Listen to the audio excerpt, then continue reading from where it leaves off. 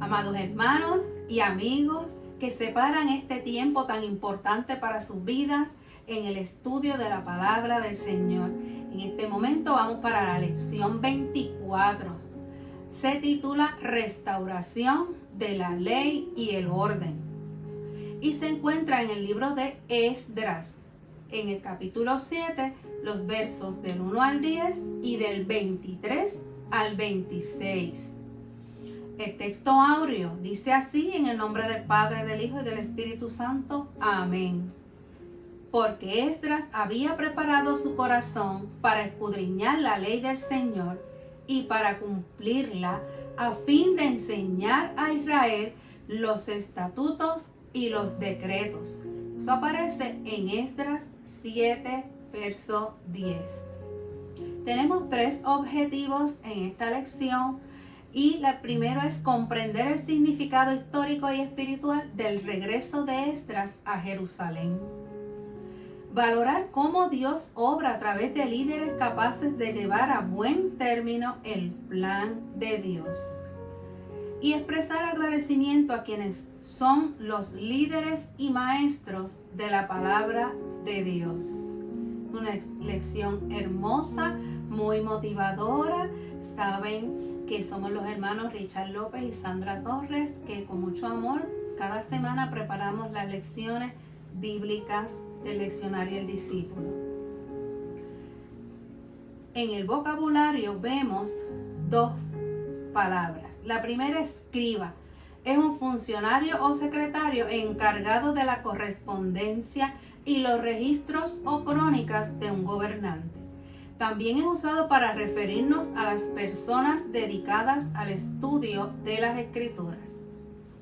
Y la frase la ley de Dios es la Torá o Pentateuco, que contiene las enseñanzas, preceptos e instrucciones dadas por Moisés al pueblo hebreo, la ley mosaica. Requiere de los judíos obediencia debido a que expresaba la voluntad de Dios. Vamos al texto bíblico. Se encuentra en Esdras capítulo 7 y dice así: tiempo después, durante el reinado de Artajerjes, rey de Persia, hubo un hombre llamado Esdras, descendiente en línea directa de Seraías, Asaías, Hilquías, Salum, Sadoc, Ahitub, Amarías, Azarías, Merayot, Seraías, Uzi, Buquí, Abisúa, Finees, Eleazar y Aarón, el primer sacerdote.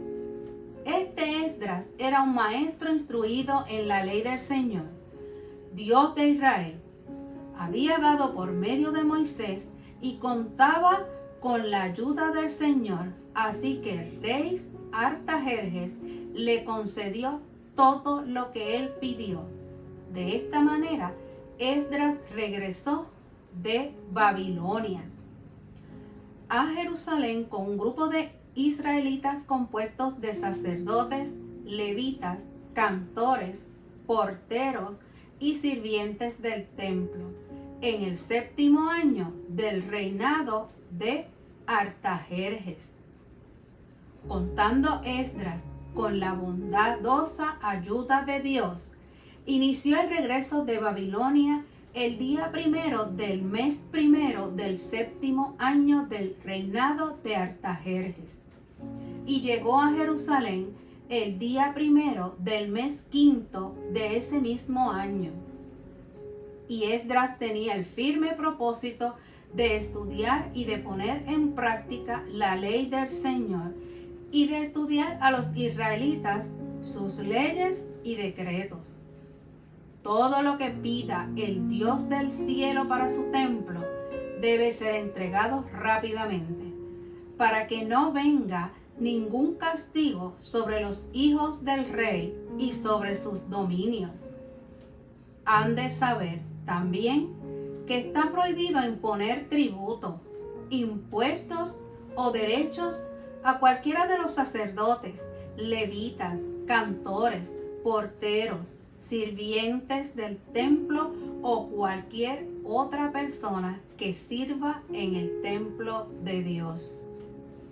En cuanto a ti, Esdras, de acuerdo con los conocimientos que tu Dios te ha dado, nombra jueces y gobernantes que hagan justicia a toda la gente de la provincia al oeste del río Éufrates, o sea, a todos los que conocen la ley de Dios, y a los que no la conozcan, enséñasela. Y a todo el que no cumpla la ley de tu Dios y las leyes del rey, que se le condene inmediatamente a muerte, a destierro, al pago de una multa o a prisión. Así dice el Señor. En esta lección que vamos a tener en este momento, el protagonista es Esdras el escriba. Este personaje tiene una importancia enorme en la historia del Israel bíblico, de tal manera que es considerado por el judaísmo rabínico como el segundo Moisés. La historia se ubica en tiempos del segundo templo. Artajerjes, rey de Persia, no solo permitió que Esdras y un grupo considerable de judíos regresaran a Judá desde el exilio en Babilonia, sino que proporcionó recursos para la misión en Jerusalén. Sabe que la tarea principal del escriba era restaurar la observación de la ley del Señor e instruir un gobierno cónsono con esta. Para tales propósitos, el rey ordenó a Esdras que nombrara nuevos líderes, jueces y magistrados en Jerusalén capaces de ayudar a restablecer la ciudad. Al regresar a Jerusalén, estaría de frente a un pueblo desmotivado, donde algunos conocían y practicaban la ley de Dios, otros no. Así que Esdras tendría que enseñar la ley con sabiduría y rectitud. Así que en estos momentos vamos a continuar con el estudio de la lección y el hermano Richard con ustedes. Qué preciosa oportunidad nos sigue dando el Señor de estudiar su palabra a través de estos medios que Él nos ha regalado y ha preparado para que su iglesia continúe llevando principalmente el mensaje restaurador a todas las vidas que aún no conocen al Señor y a los que hemos estado en la iglesia por algún tiempo, seguir edificándonos a través de lo que la palabra nos da y nos habla directo al corazón. Como ya muy bien Sandra comenzó a decirnos, esta lección nos va a regalar la oportunidad de valorar a los maestros y maestras y los recursos que se dedican a enseñar la palabra liberadora de Dios. Al igual que en las clases que hemos estado discutiendo anteriormente, el análisis de esta lección gira en torno a la justicia de Dios. Y es esa justicia que Dios obra en medio de tiempos de adversidad. Fíjense ustedes que el pueblo de Israel y el pueblo de Judá, ambas, tanto el reino del norte como el reino del sur, habían sido llevados al cautiverio. Había pasado ya todos los años que los profetas habían declarado al pueblo que tenían que pasar para que el pueblo comprendiera los errores que había cometido y de esta manera pudiera volverse al Señor, a su Dios.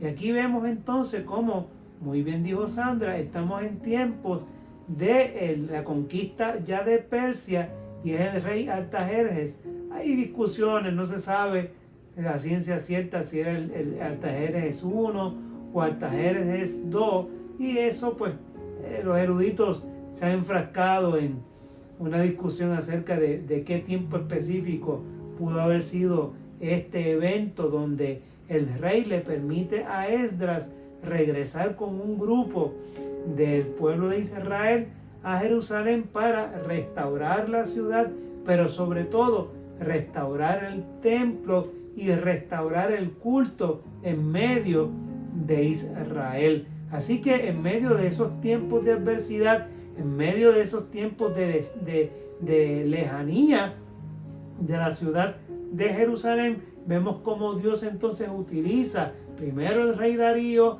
ahora el rey Artajerjes, y son instrumentos en las manos de Dios para que el pueblo pueda volver a habitar la tierra que les había prometido y que habían ocupado desde hace bastante tiempo. Así que hoy más que nunca, hermanos, nosotros tenemos que mirar también, tal y como estamos viendo en esta lección, más que nunca nosotros tenemos que mirar la iglesia. La iglesia en medio de estos tiempos de dificultad que hemos vivido, estos tiempos adversos que hemos estado viviendo, y reflexionar acerca de cómo necesitamos de un liderazgo capaz de conocer, vivir, modelar y enseñar la palabra de Dios, que en labios de Jesús se resume en respeto, justicia, amor hacia todo ser humano. Sí, eso es importante que la iglesia pueda entender que hoy más que nunca nosotros necesitamos prepararnos, profundizar en el estudio de la Escritura, porque la Escritura está siendo atacada. La Escritura está tratando de ser tergiversada y son muchos los intentos que hay en contra de la Biblia, y nosotros tenemos que prepararnos para poder defenderla. Eso es lo que se conoce como la apología, la apologética, o sea, de la defensa de la palabra, del evangelio de nuestro Señor y nuestro Salvador Jesucristo. El libro de Esdras es parte de la sección de la Biblia hebrea conocida como los escritos o el Ketubim. En el canon hebreo fue colocada de forma inusual antes de Primera y Segunda de Crónicas, rompiendo con la cronología interna de los relatos, porque tanto Esdras como Nehemías vienen a formar parte de una historia de Israel que se da ya al final de los eventos del reinado o de la época de los reyes en Israel. Así que hubo un momento en que los libros de Esdras y Nehemías eran presentados como una sola obra. Así que Esdras y Nehemías eran un solo libro antes. Pero en la historia, ¿verdad? San Jerónimo, en su traducción de la Biblia al latín, que es la Vulgata, que se conoce la Vulgata, a finales del siglo V, separó ambos libros. Entonces ya Esdras y Nehemías no conformaban un solo libro, sino que venían a ser libros independientes. Pero en general, el libro de Esdras es una narrativa histórico-teológica, escrita no en poesía, sino en prosa, que recoge los eventos del segundo regreso a Jerusalén durante el reinado del rey Artajerjes, como ya hemos mencionado. Claro, ya hemos dicho que existe todo un debate que no ha concluido sobre el asunto de si fue el rey Artajerjes I o el rey Artajerjes II, y eso no es tan importante como el hecho de que la historia que recoge sobre todo el libro es la que le da continuidad a esa voz profética en el medio del pueblo y para nosotros como pueblo de Dios. Así que miramos a Esdras como esa figura importante, una figura importante para el judaísmo rabínico, como mencionó Sandra ahorita, y sobre todo porque se le considera por ser el precursor de enseñar nuevamente la ley y la escritura al pueblo, el segundo Moisés. Y gracias a ese rol protagónico en la enseñanza de la ley en Judá, durante el periodo del segundo templo, nosotros lo vemos sobre todas las cosas enseñando. Y hay una porción bíblica del libro de Esdras donde se le ubica enseñando la Torá, la ley, a toda el pueblo en Jerusalén, y se le veía sobre todo leyendo la escritura desde temprano en el día hasta tarde en la tarde. Así que el editor, el compositor de esta obra de Esdras lo ubica en tiempos, como hemos dicho, del rey Artajerjes. Y claro, se incluye en la obra, como tal y como se inicia a leer en el capítulo 7, una genealogía muy breve acerca de Esdras el escriba, que lo que trata es de enfatizar el hecho de que Esdras era descendiente de la línea sacerdotal y que era un intérprete de la ley con la autoridad sacerdotal de su linaje, sobre todas las cosas, y porque Dios lo había llamado y lo había designado para esa obra. Así que lo vemos en esa línea de sucesión sacerdotal que lo trae desde el sacerdote Aarón, que fue el primero, hasta sus días. Así que lo miramos con ese rol tan importante de ser no solamente el sacerdote para el pueblo, sino también el reformador de la fe judía en estos tiempos.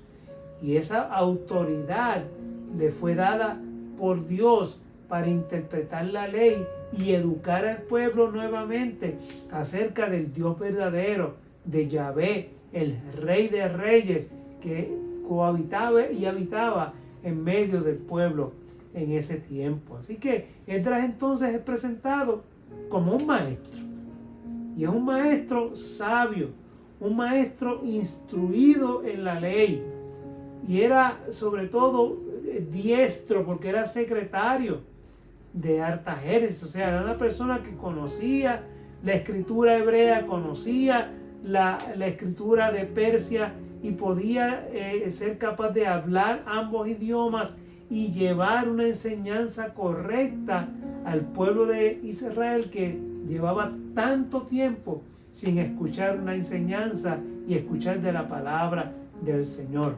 Otro detalle importante que vemos en el pasaje es el hecho de que esa cercanía que él tenía con el rey, por el oficio que él tenía, pues posiblemente motivó que el rey le concediera todo lo que él pidió, que le había solicitado regresar a Jerusalén para ir restaurando, como hemos dicho, no solamente el templo, sino también la fe del pueblo. Así que lo vemos entonces como el rey le aprueba todo lo que pide, regresa a Jerusalén, y ese apoyo incondicional del monarca es donde vemos la mano de Dios obrando de manera milagrosa y poderosa.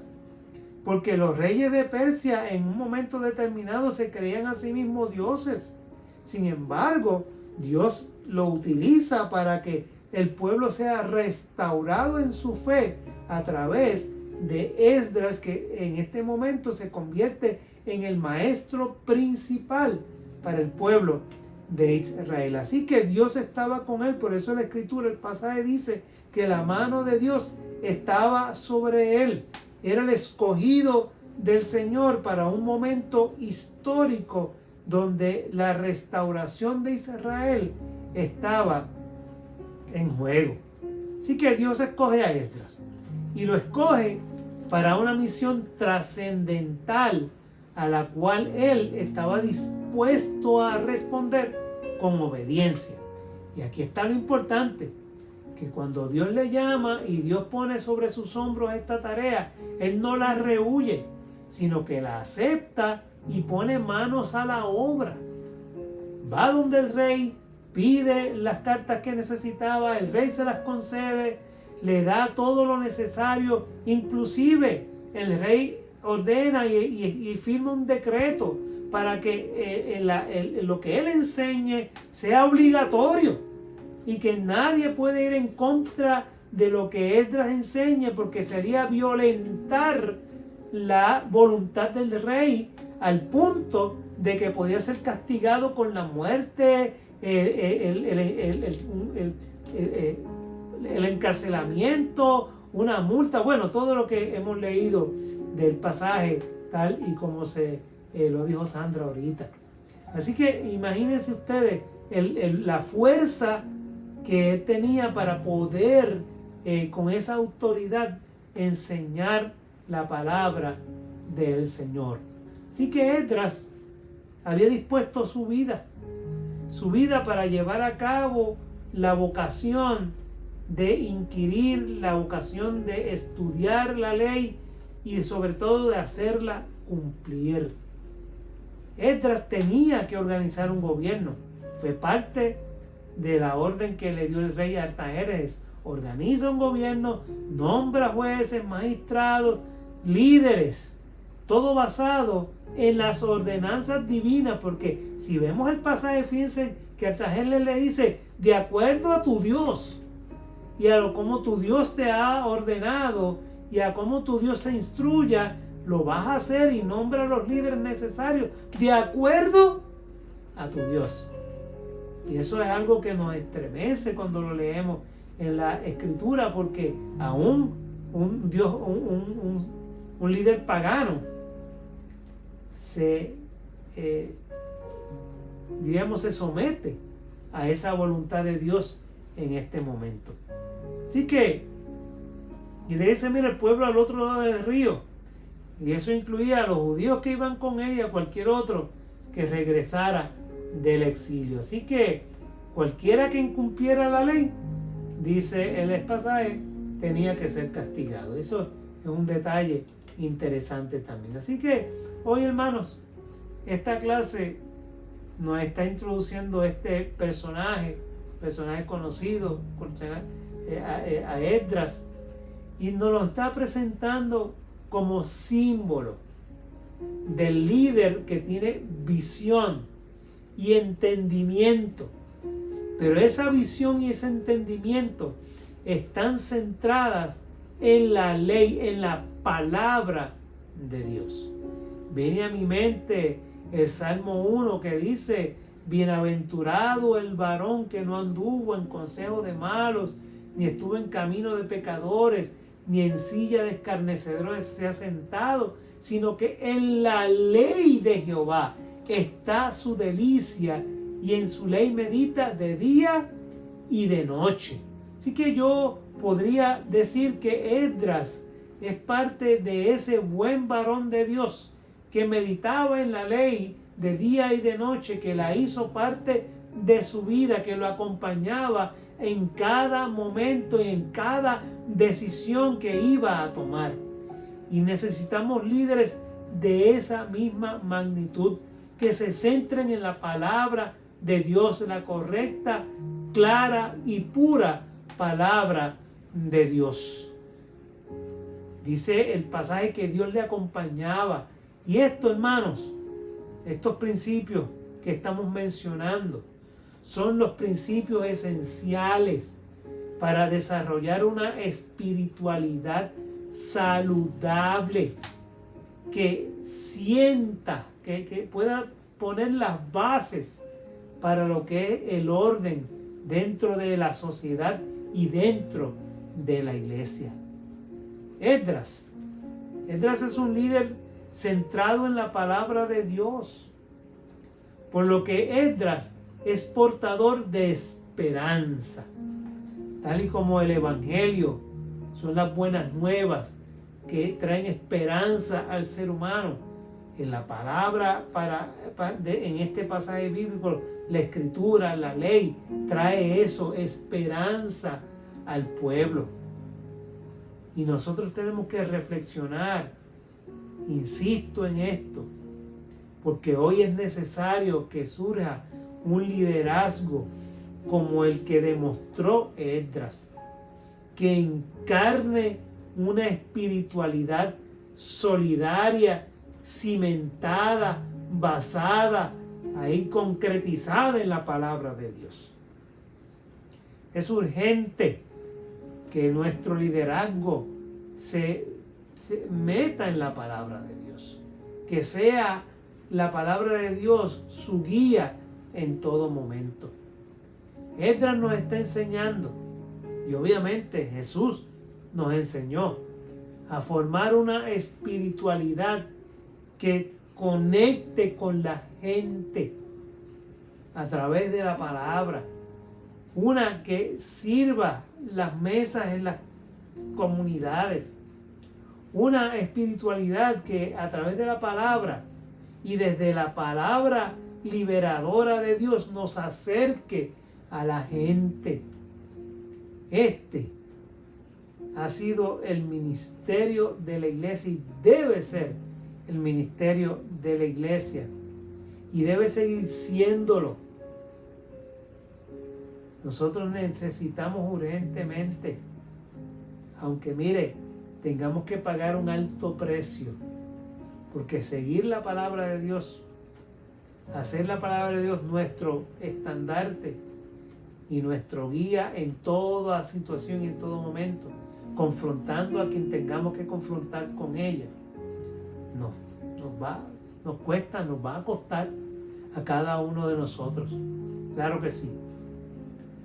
Pero nosotros necesitamos definir nuestra espiritualidad desde ese lente de la palabra de Dios. Y no desde un lente individualista. Porque muchos hoy piensan que la salvación, y se habla de que la salvación es individual.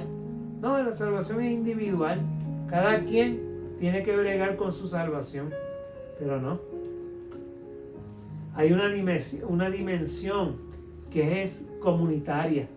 Y la iglesia está en medio de una comunidad que se forma desde el Pentecostés, una comunidad de fe que es lanzada a cumplir la voluntad de Dios. Y en comunidad la palabra se predica y se enseña y se predica en comunidad. Por lo tanto, el efecto de la palabra y esa transformación, ese resurgir, esa transformación del hombre se da en comunidad, no se da aisladamente. Así que nosotros tenemos que entender eso. El Nuevo Testamento nos enseña que Dios, el Dios de la vida, se hizo carne y habitó entre nosotros para que nosotros podamos descubrir lo valioso de la bondad, la solidaridad y el amor del Señor. Ese amor que humaniza y que nos obliga hacia el bien común. La lección de hoy, hermanos, nos invita a cultivar la santidad social que acoge al que sufre, defiende a las víctimas de todo tipo de violencia. Nos invita a la esperanza, como hemos dicho, sobre todo en tiempos de adversidad, como hemos mencionado. Así que seamos esos cristianos que construyen caminos y que siembran la esperanza, aunque el desafío conlleve riesgos para nuestra vida. Tremenda la palabra del Señor. De verdad es que nos inquieta y nos envía. Como dice Isaías, su palabra no vuelve atrás vacía. Esta lección podemos resumirla hablando de los siguientes puntos. Esdras, el escriba, en la corte del rey Artajerjes, es presentado como sacerdote y reformador de la fe judía, que posee la autoridad de Dios para interpretar la ley mosaica o la Torá. El liderazgo de Esdras fue tan significativo que es considerado en el judaísmo rabino como el segundo Moisés.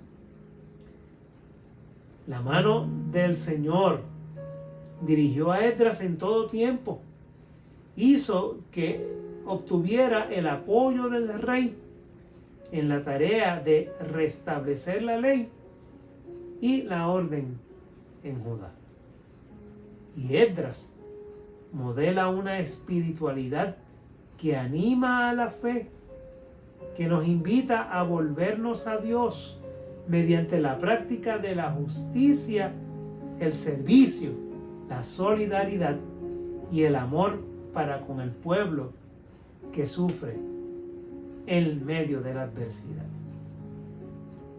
Terminemos orando. Vamos a orar en esta hora y juntos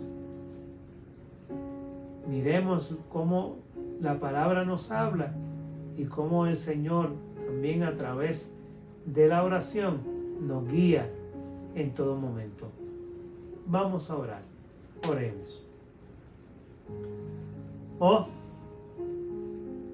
Dios de amor, que amas a todo ser humano y cuyas misericordias se renuevan cada mañana, también renueva nuestro deseo de servirte a través de la ayuda que brindemos a los demás. Por favor, Señor, ayúdanos a ser bondadosos como tú, que eres bondadoso, a ser solidarios como tú, que eres solidario, a practicar la justicia como tú, que eres la justicia. Haznos capaces de vivir la fe de tu Santo Hijo Jesús, el Verbo encarnado en medio del dolor de la gente. Desprende de nosotros, de nuestras mentes, el deseo de cultivar una espiritualidad que ignore el sufrimiento humano y ayúdanos a ser cada día más como Jesús. En el nombre poderoso de Jesús. Amén, amén y amén. Dios te bendiga, Dios te guarde, que la paz del Señor sea contigo siempre.